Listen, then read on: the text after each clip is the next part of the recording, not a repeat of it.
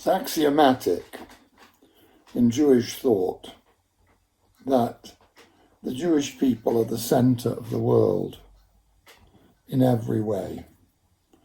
And thus, when a tsunami happens in deepest Africa, we ask ourselves what the message is for us. Ein puranus ba la'olam, the negative events which happen in the world, none of them happen elo bishvil Yisrael.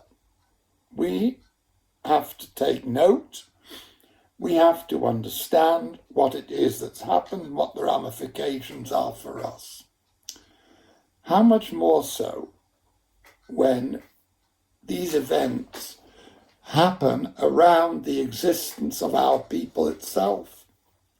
How much more so when these events afflict in a proportion which is out all proportion to our numbers, the religious group within us.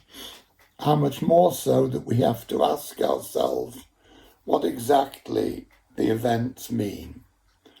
And it's very easy to give all kinds of explanations. We hear that the density of living of the religious Jews, because they have, Baruch Hashem, many children, that invites a more difficult existence in terms of repelling the virus.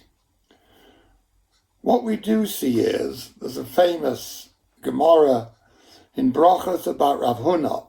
Rav Huna's wine became sour, and we see immediately that the first question that the Chachamim ask him is, what have you done wrong? They don't say, did you put the wine in a place where there was too much sunlight? They didn't look for explanations in the oenological area. They immediately said, what is it that you did wrong? We have had a plague which is odd, which has caused odd results. In our past, we had gzeiros against the learning of Torah. Many occasions. Here, this plague resulted in something which is rare, social distancing. People had to stay separate. Also, another indication of the uniqueness is the fact that this plague, COVID-19, happened during the time of the Sphira, the time when all of the Talmidim of Rabbi Akiva died. Therefore, it behooves us to look into this precedent which happened around the same time and to say to ourselves, what are the lessons for ourselves?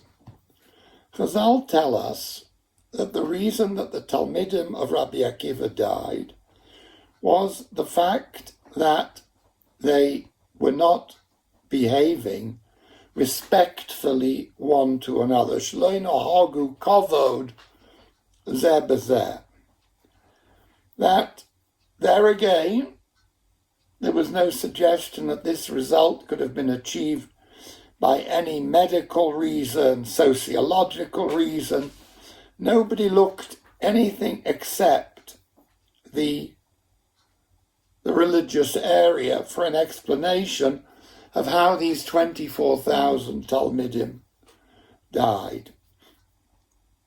And many answers are given. What does it mean? Shlo nohagu kavod zeh b'zeh. Some Mefarshim say that we're talking about Lashon Hara. Others say Tzoras Ayin. We always know that when we look at causes, we have to be very careful to isolate symptoms from the disease. Reb Chaim Vital teaches us that most of the Averos that we do are in fact only symptoms. So when we talk about someone speaking Lashon Hara, if we want to know how to deal with it, we have to say to ourselves, why is it that this person is speaking Lashon Hara? What leads him to do it? And there are many reasons. Clearly, if I'm jealous of someone, I would tend to speak about them. If I'm resentful, I hate them. So I'm feeling pretty impotent. I can't really do anything physical against them. And therefore, my only way of getting my own back, as it were, is to speak negatively about them. So in each case, whenever we have an Aveira, we say what's behind the Aveira. My teacher, Beli Lapin Zatzal, said in the name of others, he said, Shlei nohagu kavod zeh b'zeh, meant something different. He says, these Talmidim were accused of failing to recognize the independence of individuals towards a group. They did not fully understand how much the group was responsible for their growth, the synergy which is produced when many people study together. After all, we study a couple together, a chavrusa together, and yet we know that the Besmedrash, the grouping of everyone together, has a terrific synergistic effect upon us. In some way, they fail to appreciate the meaning of the group. This, of course, is very meaningful in our times. We are told that there is no gezerah against Torah learning. There's gezerah against learning Torah together. So it behooves us to consider the effect of the group upon us, to ask ourselves whether it's not a lack of appreciation of the group.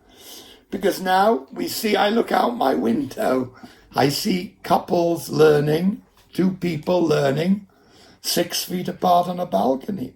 Nobody's trying to stop the learning of Torah, but they have closed the Batei Midrash, and we very much hope that they'll be opened. All the dorms are closed. So if the dorms are closed, you can't really have any Mokum Torah at all. We have to realize the extent to which we are dependent upon the group. The klal has an enormous effect upon us, and we are being taught this lesson.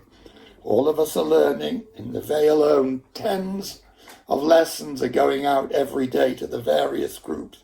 There's no stop in learning Torah, but now we've had an opportunity to recognize just how important the group is. We're learning the Torah.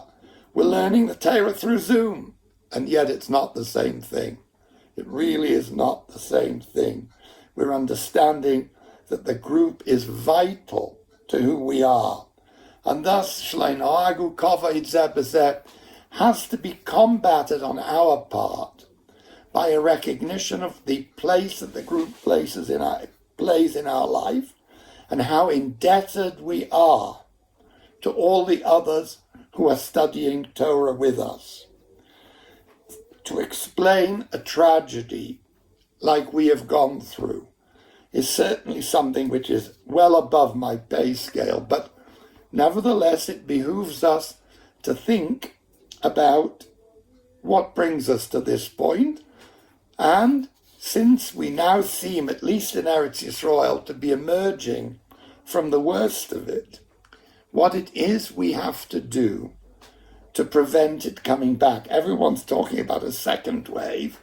And once again, people outside our community cannot be blamed for describing it in epidemiological terms. They see it as being something which is dependent on many medical factors.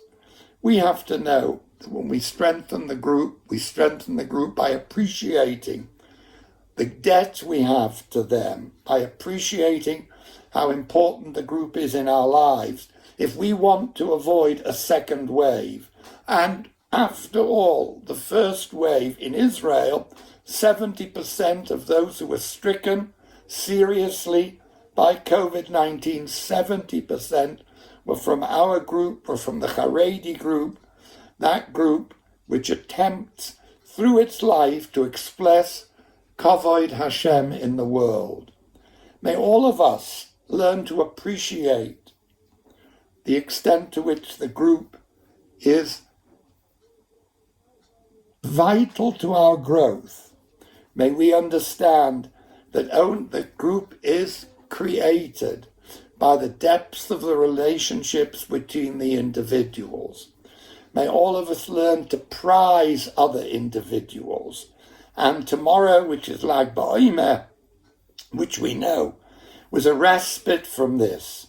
May it be a respite in our times too, but one which is the final stage in which we put paid to this endemic by learning the lessons in the spiritual realm, by asking ourselves, what can we do to prevent the second wave from coming?